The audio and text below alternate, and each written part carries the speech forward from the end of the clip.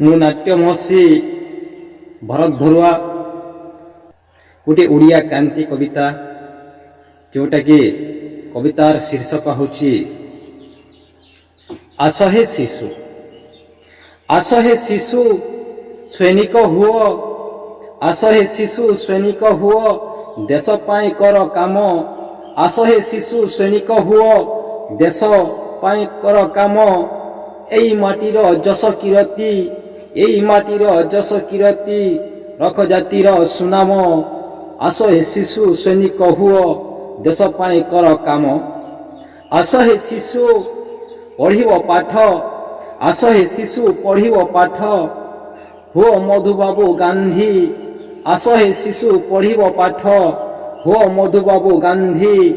ନ୍ୟାୟ ଅହିଂସା ପଥରେ ଚାଲି, ନ୍ୟାୟ ଅହିଂସା ପଥରେ ଚାଲି, ସମାଜର ସ୍ୱେଚ୍ଛାସେବୀ। ଆସ ହେ ଶିଶୁ ପଢ଼ିବ ପାଠ, ହୁଅ ମଧୁବାବୁ ଗାନ୍ଧୀ। ଆସ ହେ ଶିଶୁ ବଢ଼େଇ ହୁଅ, ଧର୍ମା ପଦ ପରୀକା।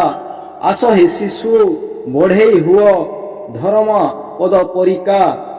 ଜାତିର ପାଇଁ ଜୀବନ ଦେଇ, ଜାତିର ପାଇଁ ଜୀବନ ଦେଇ, ହେବ ସରବେ ବନ୍ଦିତା, ହେବ ସରବେ ବନ୍ଦିତା। ଆସ ହେ ଶିଶୁ ବଢ଼େଇ ହୁଅ, ଧର୍ମା ପଦ ପରୀକା। ଆସ ହେ ଶିଶୁ କର ଲଢ଼େଇ, ତିରଙ୍ଗା ପତାକା ଧରି।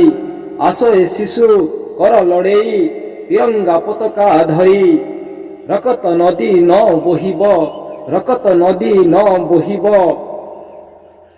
ଶାନ୍ତି ଚୁକ୍ତିନାମା କରି, ଶାନ୍ତି ଚୁକ୍ତିନାମା କରି। ଆସ ହେ ଶିଶୁ କର ଲଢ଼େଇ, ତିରଙ୍ଗା ପତାକା ଧରି। ଆସ ହେ ଶିଶୁ ସୈନିକ ହୁଅ, ଆସ ହେ ଶିଶୁ ସୈନିକ ହୁଅ, ଦେଶ ପାଇଁ କର କାମ। ଏଇ ମାଟିର ଯଶ କିରତି, ରଖ ଜାତିର ସୁନାମ। ଆସ ହେ ଶିଶୁ ସୈନିକ ହୁଅ, ଦେଶ ପାଇଁ କର କାମ। ଆସ ହେ ଶିଶୁ ସୁନାଟି ପରି, ହୁଅ ମାଟିର ମଣିଷ। ଆସ ହେ ଶିଶୁ ସୁନାଟି ପରି, ହୁଅ ମାଟିର ମଣିଷ। କୁହ ସର୍ବଦା ଆମରି ସତ୍ୟ, କୁହ ସର୍ବଦା ଆମରି ସତ୍ୟ, ରଖିବୁ ଜାତିର ଯଶ, ରଖିବୁ ଜାତିର ଯଶ। ଆସ ହେ ଶିଶୁ ସୁନାଟି ପରି, ହୁଅ ଏ ମାଟିର ମଣିଷ।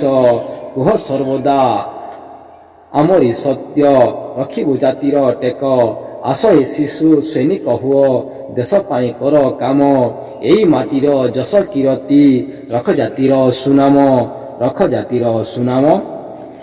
ଏଇ ଶିଶୁ କ୍ରାନ୍ତି କବିତାଟି ଆପଣମାନଙ୍କୁ ମନକୁ ଛୁଇଁଲେ ନିଶ୍ଚୟ ଟିକେ ଲାଇକ୍, ସବସ୍କ୍ରାଇବ୍ ଆଉ ସେୟାର କରିବେ। ଏତିକିରେ ମୁଁ ରଖୁଛି। ମୁଁ ନାଟ୍ୟ ମହର୍ଷି ଭରତ ଧରୁଆ।